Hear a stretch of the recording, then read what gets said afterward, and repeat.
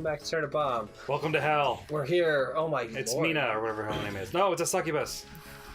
Get away from me, vile temptress. Oh, she just died. The map. Oh, so did so did you. I know they would not be able to do this because it's a Game Boy Advance game, but it'd be... Fuck off. It'd be awesome if, like, I came down here and she was just down here. Yeah.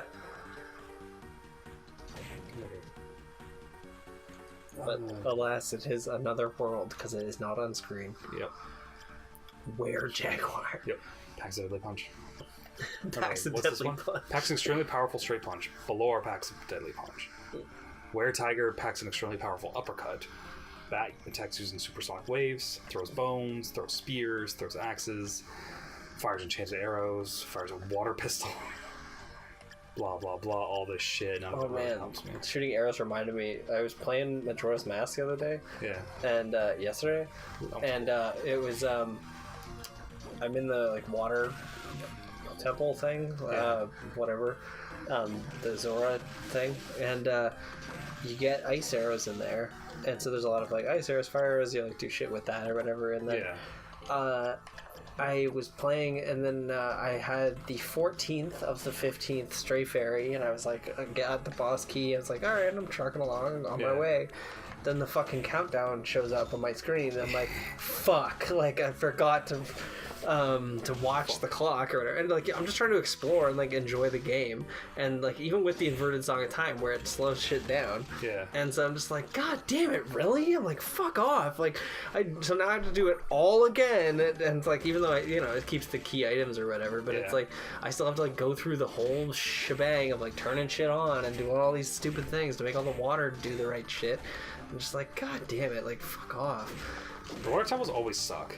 It's just so long, especially because like water temples are typically about the same sort of deal of like either changing water levels or turning water on, or like it's like so it's like you have to. It's not just like other temples where you can just kind of fly through them. It's like, oh, I just needed to get here. I don't need to go through all this side shit. It's like you genuinely have to do the whole thing again and collect all the stray fairies again. Yeah. And so it's like I basically now just have to do the same thing I've done, it's just quicker, and then also beat the boss. And so it's just like so fucking annoying. Like I could, I guess, just fly through it and beat the boss and then go do the stray fairies after, but I'd rather do it all at once, so I don't have to do it again. But I feel like that's the problem. That's my big problem with Majora's Mask, is that it's like it seems like a relatively short game, but they make it longer because you have to redo shit all the time. And it's like it's a neat idea at first of like the whole, oh, they don't remember me but I remember them, and now I have this but I didn't before. Then it just gets old. But then you're like, okay, fucking alright. Fog, I get it. Yeah, it's sort of annoying. Fuck yes. It's super bullshit. They heal so much, but they're super rare, so I don't like using them as much. Oh yeah. Isn't that funny? That's like such a game thing of like I've like so many games, like for instance like Pokemon's like a perfect example of like I just have like a stockpile of like max revives because they're an item you can't buy in a store. Yeah. And so I just like never use them because they're so rare, and it's like it sort of becomes this weird thing of like it's a great item but you'll never use it. Yeah. I have that all the time because it's like I don't know, maybe it's just a person, my state of mind of always wanting to be prepared for the situation. That's usually what it is. It's like it's a gamer thing. It's like, man, I need to make sure that I have these items just in case. Yeah.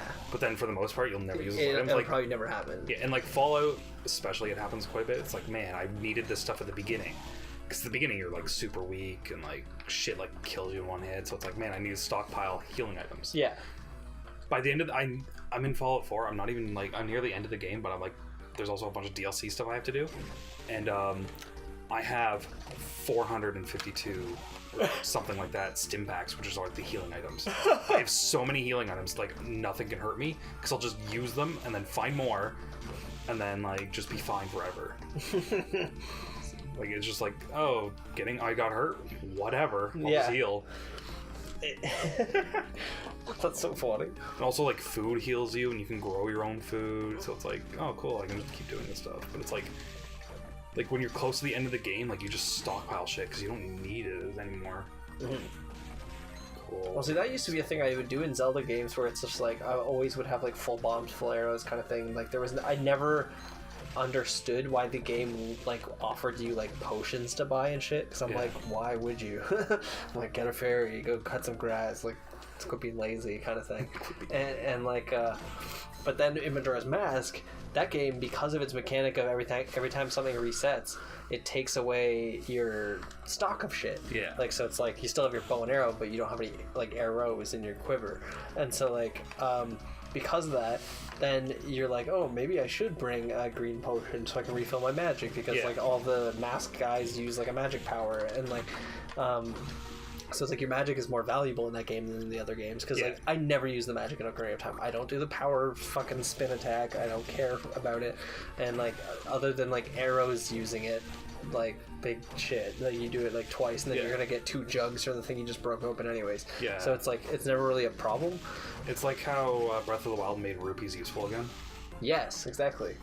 And so did Majora's Mask, like as well, where it's like you use rubies to buy maps and get around, and so you need the maps to get around because you need to know where you're going because there's a time issue, and then also for buying potential like green potions, or there's a couple points where you need red potions to give to people.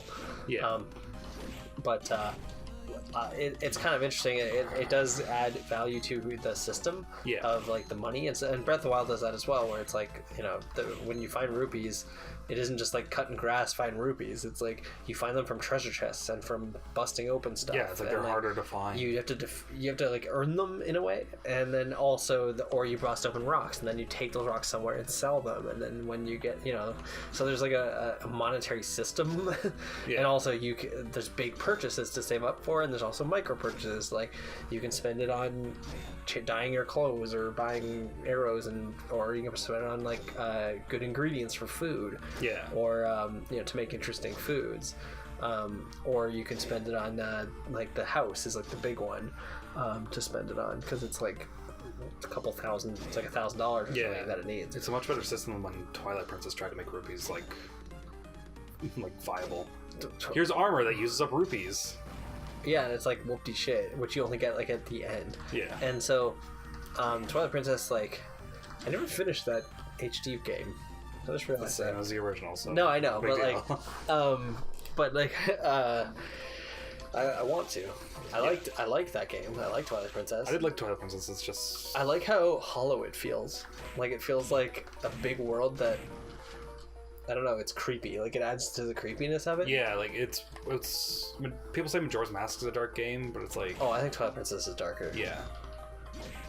Majora's Mask is quirky more than dark. Yeah. I would say.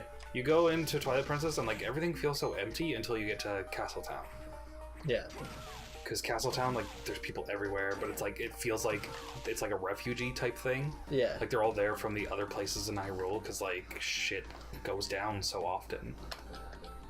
Also, we've already been in this area. I just came over here so I can save and heal. Oh, okay. And also, it's a quick way that I can just go this way again and go back to where we were. With Twilight Princess,